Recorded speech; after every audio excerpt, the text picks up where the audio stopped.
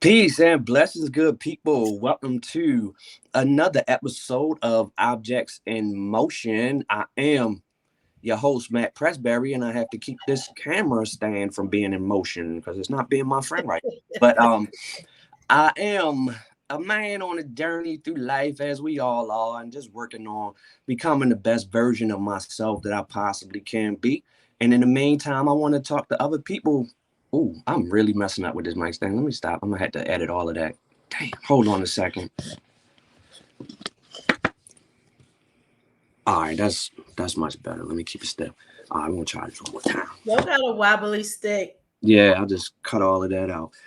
Peace and blessings, family. Welcome to another episode of Objects in Motion. I'm your host, Matt Pressberry, and I'm a man on a journey through this thing called life and working to be the best version of myself that I can possibly be.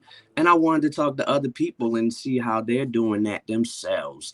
So today, I'm very excited for episode number 3. And 3 is the magic number in my life. I love 3. Absolutely. 3 is the magic number. So I'm so happy to have a person who I call my soul friend in this world, Ms. Erricka Bridgeford. I'm so happy to have you on the show. Thank you very much. Yes. So Erricka Bridgeford is world famous, but I'm gonna let her introduce, for those who don't know her yet and everything that she's involved in, I'm gonna let her introduce herself, and then we're gonna get this thing started. Hi, everybody. I'm very excited to be here with my soul friend. So I am a mother, a grandmother, a healer, a unicorn, a warrior. I'm a peacemaker in Baltimore, so I do a lot to help nurture, create, uplift peace and joy in the world. And then when there's tragedy, to show up and help still nurture people's joy and peace of mind and comfort in those spaces as well. Awesome. So let's just jump right on into it. One of the many things that I love about you as a human being is the attitude of seeing something that needs to be changed and not sitting on the sidelines and complaining, but really jumping and getting involved. And even from everything that I know from the start of what was then the ceasefire movement to what has become the peace movement and everything, there were naysayers and I'm sure still are, and all of that. And you navigate through all of that so beautifully with such a great spirit. And I know it's not easy, and we don't see all of the ins and outs, but just talk to us. What I really want to get into is the whole spirit, and I know where it comes from, but tell the people really like where that spirit comes from of the what we would call activism and really getting out there and working to make changes where you see changes needing to be made. So I have to credit my parents for that. It was a co-creation between my parents and me before I got here. So my parents were teenagers at Carver High School in Baltimore. They had a conversation where they said they wanted to have a boy who was going to change the world. They had my name all picked out. My first name would have been Malcolm after Malcolm X. My middle name Patrice after Patrice Lumumba, because he led a revolution in the Congo. And then I came out a girl. So they named me after two powerful women they really respected. So Erricka Huggins and Angela Davis. So my name is Erricka Angela, but they didn't just call me forth and I answered that call. That's who I wanted to be in the world too, somebody who was going to change the world. And although I did not physically come out male, I have a lot of masculine energy. So I'm often the only woman in mostly male spaces. I've been a woman leader in male movements and things like that. So that energy, I have a lot of both feminine and masculine energy. But they didn't just call me forth, they raised me to honor what and who I really was. And so they taught me how to speak for what I believe in. They taught me as long as you're not being disrespectful, you can say what's going on for you. You can tell a teacher that they are wrong. And when that teacher calls our house talking about Erricka in here talking back, My parents didn't believe in talking back. They believed in, was she telling the truth? Was she disrespectful? Okay, well now you owe her an apology for making her be in trouble with trying to get her in trouble with us. So I learned how to talk to authority very early in age, knowing that I had the support of the people I really respected, which were my parents. I made them very uncomfortable throughout their life. I started talking when I was 5 months old, and my first word was no. So so they had to like let me be who I was and learn how to nurture who I was. Um, and my dad was a Black Panther, and so my life growing up, we had Sunday dinner together and breakfast a lot of time during the week, and dinner other times of the week too. But my parents talked to us a lot about our responsibility as Black people specifically, that as a Black person there are systems designed and set up to target you and attack you, and it is not your job to try to be better than any white man or as good as any white man. White people are not your focus. You are your focus. Your greatness, your power, your will, your freedom, that is your focus. And all you have to do is stand in that no matter where you go. And so if you see something that makes you feel bad, it feels worse if you complain about the thing that makes you feel bad. That is what feeds powerlessness, is that you're complaining, thinking that there's, oh, that thing is too big for me to do anything about. Meanwhile, you always have your joy, your peace, your talent, your wisdom, whatever gifts you came here with. You always have those things at your disposal, and nobody can tell you that you don't. So find a way to use those things to impact something that doesn't make you feel good, because that's what'll make you feel better. And so that's what I do. That's what I encourage other people to do. I'm trying to learn not to not even, I think we try to force other people or shame other people into being more the way we think they should be, or be like us, especially around things that we like. Why you just sitting over there on the sidelines? And then I realized some motherfuckers need to be on the sidelines, yo. Please don't come over here and get in this game. Please don't come over here and say, "Oh, I think this is what we should." You don't know what the fuck you talking about. You don't understand what none of this really is. Sit over there with your your flags waving, whatever you cheering for or against. And in even the cheering against, it strengthened me. It girded me, right? So I learned how people feel so powerless, and they see me and they're like, oh, how come people always listening to her? What about my ideas? What about my thing? What about my? And I realized, like, that's not personal. That's not about me. That's about their feelings of littleness. And in me looking big to them, it makes them feel smaller. But you can only feel small because you already felt little in the first place, right? And so the people have strengthened me um, to learn how to walk more in my own power when they are coming against me, that I'm just ducking and dodging that shit. I'm like, weapons formed against me got erectile dysfunction. Yes, yes. Um, One of my favorite quotes of all time. yeah, I love it. And I love going back to what you said early on, was that you chose, your parents instilled this in you, but it was a conscious decision on your part, because we can get a lot. We learn from example, we learn from people telling us, and like you said, sometimes trying to shame us.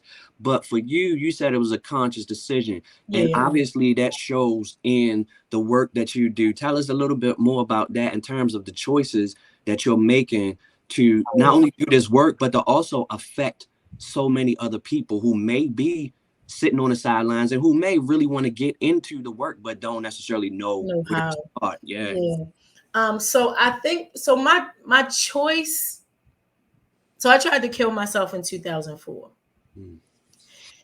Um, and it was because I was not living fully in my purpose. So I learned that when I'm not answering those small calls on my heart, those quiet nudges, when I'm not doing that, and I'm more doing being who people think I'm supposed to be, and being where people think I'm supposed to be, and acting how people think I'm supposed to act. When I'm doing all of that, it literally eats away at my well-being. My soul throws tantrums. Like my soul does not agree with me when I'm not answering my heart space. Yes. And so I just started little by little choosing what I know, like, oh, this feels like purpose. Oh, this makes me feel good. It gets chills all over my body. Like I started paying attention to literally what physically happens in my body when I move from my heart, when I say something from my heart. And so I now know when it's chills all over my body, that spirit celebrating and agreeing with me. When I got a lump in my throat and my chest getting tight, that spirit disagreeing. Like spirit has one perception and I'm functioning in something else. And so my throat chakra get tight and my chest get tight and Yeah. and that shit don't feel good. Like again, it really is like noticing, oh, I feel more at peace. I feel more in flow. I feel more joy. I feel more everything if I'm choosing to say the thing that I really think is true in a moment. Or if I'm swallowing it, that shit feel like you swallowing shit. Yeah. Yeah. Like it really feels like it. And then I noticed that when people wanted to celebrate me and just in the mediation world, being a mediator and training mediators and becoming a name in the alternative dispute resolution world, I was becoming a name in a very white space where, I'm in rooms that didn't have doors for me in the first place. So people were resenting, what the fuck is she doing in here? Like, how she get on the same panel with me? And, like whatever, speaking at the same conference with me. Look at the sun coming and shining all the way, all the light on my face. And so I started learning that I needed to say more and more out loud to people, whatever you think about me that's good and you celebrate. That's West Baltimore that did that nurtured me, that grew me. And leaning more into who I am as a Baltimore girl, how I feel as a Baltimore girl, what's important to me as a Baltimore girl, it made me remember there are many more people who feel and think the way I do, but don't know how to articulate it. They haven't been talking since they were 5 months old. Yes. They haven't had parents that nurtured them using their voice and saying what's really true for them and doing what they really believe needs to be done. So I don't have to tell anybody what to do. I just have to make the choice to do what I really want to do. And it gives people like, oh shit, if her little one arm ass can do Yeah. it, then maybe I can say a little bit of something. Maybe I can do a little bit of something. And then in doing that, it just created spaces where I gave people something to do, right? So what was the ceasefire, now the peace movement? I understood you can't judge people that what they're doing is too small, or so if Yeah. all you do is change your profile picture because you want to join in unified imagery and so everybody has the same picture promoting peace, or if you just want to do something small in your block to celebrate life during one of those weekends, nothing you do is too, if all you did was told somebody, if all you did was talk Yep. shit about it, right? Right. Nobody talks more than the person that got shit to say about it, right? Yes. So if Yeah. you going around talking shit about it, that means you heard about it. Thank you very much for the Exactly. marketing. Yep. So giving people something to do was only me doing the thing that I wanted to do and making it open and accessible. Anybody who wants to, this is something I'm doing. Y'all can join me. And if you don't like this thing, good, go do something else. I'm probably going to support that too if it's good work. Absolutely. And I can attest to that for a fact because we have put together events for at the time ceasefire weekends. And of course I Mhm. wasn't haven't been living in Baltimore since the change to the peace movement, but I'm still, even from here, I'm supporting every day and I'm telling people all the time. I changed my profile picture. And I think, like, I really am conscious about not belittling people either or going into the negative. I just really work the same way you said and work to push and encourage people because there are so many small things that people can do, and or that may seem small to them, and a lot Right. of times people don't do it because it seems so small, but they don't understand the impact, like from There's just no changing the small profile thing. picture, right? There's no small thing. And it occurred to me, one reason I was afraid to say the ceasefire idea out loud. It was Ogun's idea to have one day of Baltimore calling a ceasefire. And I had the idea of making it 3 days and adding life affirming events. But Mm. I was afraid of it at first because people might still get killed during those weekends. And then people would go, oh, it didn't work, or y'all doing something for nothing, or whatever, right? They couldn't wait to say that. They couldn't wait because that's where they live. That's what's familiar to them, is being pessimistic. Because if you're pessimistic, the fall is shorter. Latrice LNG says that all the time. Like, if you have hope and then things don't go the way you thought they were going to do, that fall feels, that disappointing fall feels. So if you stay down here, Yeah, shit ain't good anyway, and then things don't go your way, you'll feel like you lost a lot, you know? So I understand that hopelessness, indeed. but And it look at the dawned on me, universe. right, when I don't people, mean to cut you off, but I really just mhm, did that the other day. I was talking about just in terms of myself and dealing with my mental and all of that. And like, the I was saying, I just said the other day, the higher you go and the better you start to feel, the harder that fall is, or the longer that fall is. So I definitely yeah, understand that. Like, yeah, people keep themselves in that lower vibrational space yeah, because the fall is much yeah. less. That's And I it. started just seeing those. I just started seeing my disappointments differently, so that my fall, because the all of it is based on your perception, right? Yeah, So yeah. if I'm in a space of hopefulness, I have learned, just be hopeful that everything is working out for me. Don't try to always go, it gotta go this way and that way and this detail. Because things end up, when I let go of control of how it's gonna happen, and I'm just like, I'm doing what I'm supposed to do. I'm thinking how I'm supposed to think, I'm treating people how I'm supposed to treat people, and everything is working out for me. Then when something didn't go the way I thought it was gonna go, I realized that was protection. Mm, mm-hmm. I realized somebody didn't return my phone call, some meeting somebody said, some whatever somebody said they were going to do. It was protection from something. It wasn't for me in that moment, because what shows up for me in this place, man, when I tell you, shit be going ways beyond my wildest dreams. Mm-hmm. Beyond my wildest dreams. My car broke down. My truck, my engine went up while I was in Israel and occupied Palestine. And my children calling me from America, Ma, the engine went up in the truck. And Mm. I'm like, how the fuck would God bring me all the way across the world just for my car to break down over there? And I just got excited about it. Normally, that very thing that would make me be like, oh my God, what am I gonna do? Don't nobody got no money to get no new car, which I didn't. But I just was like, I can't wait to see how this shit about to turn out. I guess I'm about to get a new car when I go home.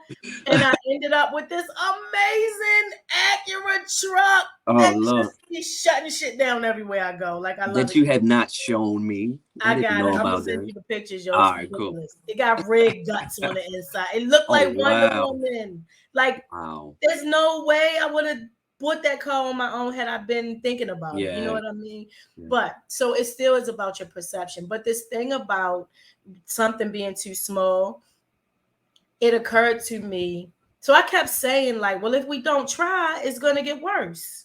Right? You know, if you just sit there and do nothing, it's probably gonna get worse, right? So I had this visual one day of murder being like this red ocean, right? Because I love going to the water. And so I look out on the ocean because it's so fucking vast.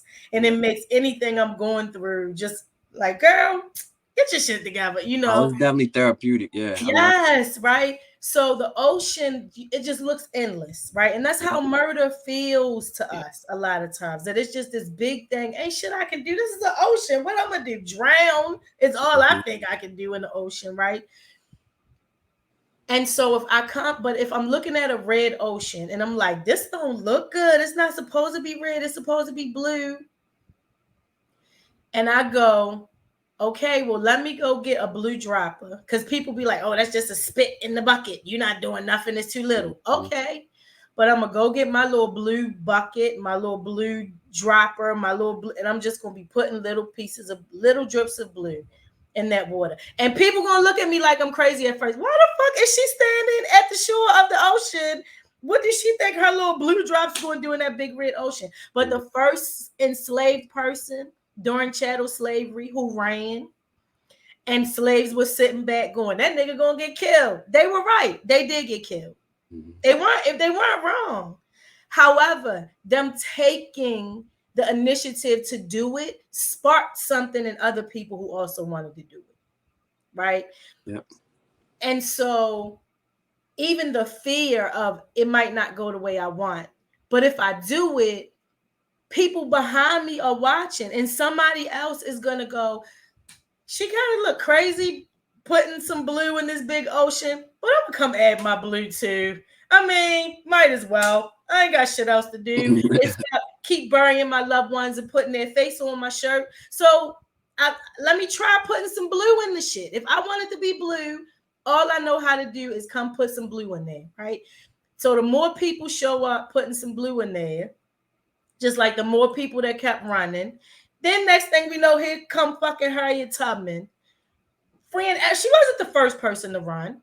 She'd Mhm. heard stories of people who ran and failed, so she learned from what didn't go well in Yeah. those other attempts, and Yeah. how you should do it, and what's the right times, and right, all of that shit, right? So the more and more people come putting their blue, standing at the shore with me, we learning from each other. We learning what kind of vessel is best to pour your blue from, and all that kind of stuff. Before we know it, we look up and the ocean is purple. You know what I'm saying? You'd be like, wait I a do. minute, bitch. Wait a I do. minute. Yeah. I love it, which is why our names are surrounded by purple. And why I send purple hearts and all of Yeah. that. I love it. And Yeah. I remember you talked about that at the TED Talk. And that was the first time when you had the TED Talk and I sent purple hearts. And that was Yeah. exactly why, because that was that blue mixing with that red, and we had purple hearts. Yeah. And I love so much about what you're saying right now. And I want to transition to, not necessarily transition, but bring in like what I am feel like I'm focused on in terms of helping particularly young folks to understand. It's not even a transition, it's really totally aligned, because so many young folks and even older folks, like, we worry so much about what other people think, and we live our lives in a way where, like you said, if we out there and we looking crazy, like, we won't do it because we Right. worried about what other people think. And I know that you go around and you talk to young people, and I'm sure as a living example, you set an example, but do you also, like, in your talks, work to encourage young people to have that kind of mentality where they Yeah. don't need that validation from other people? Yeah, I tell the truth about it because it's a process. Like, so grown-ups will tell kids from the time you're in kindergarten, grown-ups are telling you, just be whoever you want to be. You can be anything. And then the world spends your whole life beating who you are out of you, Yes. telling you too much of something, you too little of something else. Why don't you go sit down somewhere? And so I just tell the truth about my experience and my journey, that I had not always, I loved having one hand, and then I went to school and got teased for having one hand, and then I got into fights and beat people up with that one hand, and then I spent my 20s feeling bad about having one hand. You know what I mean? Like, Yeah. it's been a Yeah. journey. And one day it occurred to me, I was taking on what other people felt about it, not how I really felt about it. I Yeah. really love my nub. I really love having four fingers. I really know that my nub is a magic wand, but other people don't understand that and can't see it sometimes. And so, because I was focused on people's pity and people thinking I was broken, when that's what you're focused on, you can only experience more and more and more of that. So, me being focused on the people who didn't understand me made me attract more experiences of being misunderstood and being unseen. So that's what I try to explain to young people, the power of your own focus. Right? If you surround yourself with people who talk shit about you, if every post you making is about your haters, that's what you're going to experience, is being hated on and being misunderstood and people coming against you. Every time somebody is, oh, Baltimore, people just don't want to uplift you in Baltimore, I'd be like, really? Y'all might be doing it wrong, because every fucking where I go, from the corners to the boardroom, they hail Erricka Bridgeford, nigga. You might be doing it wrong. Baltimore loves who they love.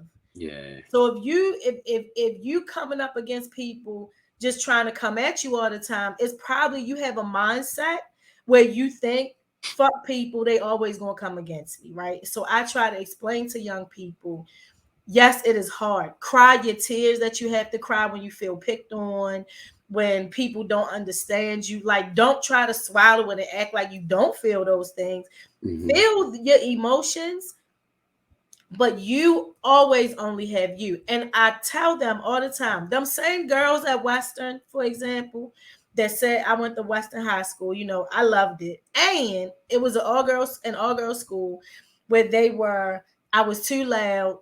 Western's motto is literally quiet dignity. Mm. And here I'm like, okay, so Ah, whatever y'all call dignified, and I'm not gonna be quiet. So love I it. just was not that, right? Mm-hmm. So I was too loud, I was too ghetto, I was too this, I was too that. All of those same girls that didn't want to be my friend, didn't want to claim me, didn't want to, you know what they all over social media in the world saying now? They went to school with me. Yeah, yeah, yeah. They went to, so I tell young people are young and dumb right now, and they just trying to fit in. They don't know who they are, so they got to come against you to take some of the pressure off of what they don't like about themselves. People noticing the stuff they don't like about themselves, but them same people that's teasing you and talking shit now going to celebrate you later when you out this bitch being your full self. So Absolutely. start early. Get Absolutely. practice being you right now. Yeah. And to me, at this moment in my life, it is liberating. Like I talk about this all the time. I was at the Pride Parade on Sunday, and I went live before I walked up to the parade route. And I told people, I said, I'm going because I want to experience this. I want to, I'm at a point in my life where I draw joy from being around happy people. And Yes, it ain't even got to have nothing to do with me. Whether I don't even have to be supporting the cause in and of itself. right. You know what I'm saying? But it's just the joy of it all feel good. Exactly. And Yeah. it's so liberating to not care what people think. Like I would drive Yeah. myself crazy. Oh, they gonna think I'm gay. They gonna do this. I don't care. I couldn't care less. You can think I'm gay. You can think I'm whatever you want. You can think I'm a Martian from the planet Pluto. I Yeah. don't care Yeah. anymore. And I Yeah. really want to. I know the world is cruel. I know kids are cruel. I taught for 20 some years. Yeah. I'm a parent myself. I understand. But I really want young people to understand just how liberating it is not to give a fuck what anybody else says. Really not giving a fuck. Yep. Really. And it's amazing what you become when you stop focusing on what other people think you should be. Yep. Yep. It Yep. dawns on you like, nigga, I can actually do and be anything, actually. Exactly. I could wear my little Tiva sandals and people can talk about my sandals and I don't care because I love them. And I went and Right. bought 3 more pair after people talked about them. Three more pairs. 3 more pairs. Yep. Yeah. Sure. Yeah. Because I just don't care. And I really want people to get to that point. But in terms of, let's talk about this. I know the work is plenty. You work, tell us again at Baltimore Mediation. I want to Okay. So jump I'm into the that a little bit. executive director at the Community Mediation Center in Baltimore. And it is a place where we provide free mediation service. So anybody who's having conflict with anybody can have mediation with, which means you sit down in a meeting for 2 hours and y'all talk about that shit and you say what you really got to say. And the mediators are trained to be non-judgmental. It's a confidential space by law, so people can talk about illegal things, they can talk about past violence, and the mediators can't report it to anybody. And it gives people an opportunity to clear up misunderstandings and to make agreements about what needs to happen moving forward in order for things to be resolved. And even if people don't come up with agreements, just having that space to really say what you got to say to the person and hear what they got to say, and whatever that does, it people, even if they don't come up with agreements, they leave more clear about what really was going on, which makes things more peaceful between them in general, right? Right. If people don't want to use mediation, so let's say me and you beefing and you like, fuck Erricka, I'm not sitting at the table with her talking about shit. She ain't gonna change, but the conflict is still going on, right? We still don't like each other, but keep running into each other, into community or Right. whatever. um then you can have a conflict coach. And so this is one mediator with you, helping you think through what your goals really are in the situation with the person, your role in it, and strategies for yourself about how I can navigate this without making it worse or punching the person in the face or whatever. We also teach conflict management skills. So I'm very excited right now. We have Black Men and Boys Initiative where we are trying to train as many Black men and boys as possible just in conflict management skills. When you know how to navigate your own conflict, it builds your self-esteem, your self-worth, helps you understand your own power better. Because we think because they disrespected me, that's why I did what I did that landed me in central booking. Mm-hmm. So what you're saying is that person had control over you, but you the one in jail. Right. They Right. made you do it, but you the one that's trying to raise bail money right now. Mm-hmm. Your own power and knowing that you're not a bitch for speaking your mind and walking away. You're not a bitch for disrespecting back. You not, you know what I mean? Like Yeah. Yeah. what that really is. So I teach conflict management and emotional intelligence skills. Um, I'm also a co-founder of Baltimore Peace Movement, where we just nurture joy and peace and love in Baltimore. Specifically, 4 times a year, we have these weekends where we call for peace all over the city and ask people to host events. So all over the city, there's all kind of stuff you can do. And I like that you were saying like you went to the thing that you like. This shit not even about me, but it's joy though, and Yeah. I want my Yeah. body to be filled with joy. Yep. Like what I look at, what I surround myself with impacts my vibration. And so that's all it is. We're injecting joy into Baltimore intentionally 4 times a year because there's a lot of joy already here. People just need a chance to notice it and uplift it. And then throughout the year, we're doing all kind of things too to help support peace happening all over the city. When people are killed, we do what's called sacred space rituals where we go to the space and bless the space and claim it as sacred ground. Just knowing and understanding that people exist before they take a body and after they lay a body down. So really going to that space to join the love and peace that the person already is now in the ancestral realm. Like they not mad about it no more. So I want to go be in that perspective with them, right? Honoring that this is actually a sacred space right here. We call it murder, but this was a God transaction where this person got free and went to the fullness of their being, not limited by none of this shit no more, right? Let's go commune with that and name this space sacred because of it. Um, so we do that as well. And all of these kind of things are things that should trigger the shit out of me and re-traumatize me beyond belief, you know, but Yeah. it really feeds me and nurtures me Yeah. because it is what my heart really wants to be doing.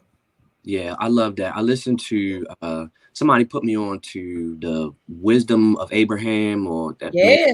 That you know Abraham what I'm talking Hicks. about. We Yeah. went to see Okay. Abraham live this year. Oh wow. Wow, wow. I would love to do that. I've been listening to that and it is totally this is a big part of what has changed my mindset. And it happened, I got put onto it when I was in Colombia. So it was the combination of what Colombia was doing to me and then what listening to Abraham every Mm-hmm. was doing to me. And it's just completely That's shifted. crazy. I was listening to Abraham before we got on. This is like my Word. part of my morning routine sometimes. Yeah. Okay, okay. Yeah, I gotta get back into it and really get into the meditating. But it's so much that I keep up with. And the one thing is really about being content, I guess you could say, in terms of that what you have and focusing more on the positive. And it goes back really to what Yeah. you said. Like if you focus on the negative, you stay in the negative, then that's what you're gonna draw. And Yeah. I hope people understand that because it's not what people need to know is that it never was with ceasefire, with the peace movement, or with any of that. None of it is a magic elixir that's just going to come down and all of a sudden it's just going to wipe out No, everything bad. You know no, what I'm saying? no. But we have to have the courage and we have to understand that we need to work toward positivity to attract it to us. Because if we Yeah, stay in these mindsets and all of that, then we just gonna keep on getting the same thing we've been getting. yeah, yeah. Speaking of the ancestral realm, you see who behind me over here? I can't really make it out. It looked It's like easy. cool. Oh shoot. I can't. It's so hard to tell right now. I just see glasses, Hmm. black hat with When you white. go back and look at this and zoom in, you're Okay. gonna be like, "That's a dope boy on his head." Whoa, that's my guy. That's Yeah, I love it. I love it. I swear, God, I wish we had more time, and I'm gonna have to do a part two. Yes, But before we wrap this up, there's a couple questions that I definitely want to get in. Number one, do you have particular affirmations that you say to yourself, or any particular activities that you do? yes. So I always ask myself, who do I decide to be in relation to this? So whatever is happening, even my own emotions, if I have a negative emotion, I pause and go, who do I decide to be in relation to this emotion? Because I Mm, can decide to be somebody who let the emotion drag me down for the rest of the day, or somebody who uses that emotion to catapult me into a beautiful, powerful day. You know what I mean? yes. Um, so who do I decide to be in relation to this? Um, I also remind myself that being me is the hero work, Mm, right? I know people want to award me for all kinds of shit, but what they don't understand is the most courageous thing that I do is to really be who I am, yeah. to be myself, to love myself. That is the hero work, and that I'm not responsible for anybody else's journey and how anybody else turns out. I'm only responsible for how I turn out. Like it's all I really have any control over ever. You Yeah. know, and that I so somebody told me recently that um I'm a map and not a guide. I'm good at being a guide, Hmm. but that's not my true purpose. My true purpose is a map. A map don't give a fuck if you use it or not. You can keep it in the glove compartment the whole trip and just be lost out here. And the map got all these different ways you could have taken, but it's just being what it is. I am a thing that can show the way and how I am. The way that I am, you can be also in your own way, taking your own twists and turns at it, right? But a guide is trying to hold people's hand and show them step by step and disappointed when they go the wrong way and all this. That shit is work and toxic for me and depresses me because I'm worried about somebody else's outcome. So I keep reminding myself that I am a champion in this world simply because of what it takes for me to be me every single day. Yeah, I love that. Really love that, and it ties into something that I have told myself, in that, getting past the worrying about what other people think and all of that, and what I do, and even feeling like I have to be more because I'm not doing enough. What I simply said to myself is that I'm enough just by being me. You That's know, it. just by waking up every day and being alive on this earth. That's it. I'm enough. And then That's everything I it. do on top of that is just like icing on the cake. It really is. It really is. Yeah. It is. Yeah. The last thing that I want to talk about is counting your wins, and what that is, for anybody who don't know, is, my way of really focusing. Speaking of focusing on the positive and attracting the positive, we can think of 100 great things we did, and then one thing happens, and that's all we can focus on. So we're gonna count the wins, and I want to know, it could Yes. be whatever your time frame is, yesterday, last week, whatever it was. Give us a couple of your most recent wins. My one of my biggest wins is when I became executive director of the mediation center. It was broken and in a lot of financial trouble, and it's the job I never wanted. 18 years I was like, fuck that, I will not take that job. I will refer other people to it, but I'm not taking it. And so I was in a space of rage for the first 2 years, 2020 to 2022, just rage about being in the job. I have learned that the reason I was in so much rage is I was trying to be executive director of a grassroots nonprofit the way I'd always seen it done by other people. Hmm. And I needed to do it my way. A bitch got ADHD and bipolar, and you know what I mean? And Yeah, just yeah, weird. I'm just weirdly me. I can't do what schedule y'all think I'm supposed to be doing. I can't function like, and so I found my stride. I gave my staff what's called the self connection day. So one day a week. It's a part of our schedule. It's Mm. a work day, but you're closed to the public and only open to yourself. We cannot nurture peace in Baltimore if we're not nurturing peace for ourselves. So I, you had one day where you have to connect with yourself. I made that because it dawned on me like I'm the boss. I can actually do whatever I want. So if I want to give people a day I'm that at, they gotta just have peace of mind, then that's what I'm going to do, right? So now I love my job. I never thought I would love this fucking job. Executive director. I hate telling people what to do. Like, but yeah. I love it. I love it now. And I feel so magical in it. I can't wait to see what we're gonna manifest together as our team at the office. And like I'm just in a lot of joy about it.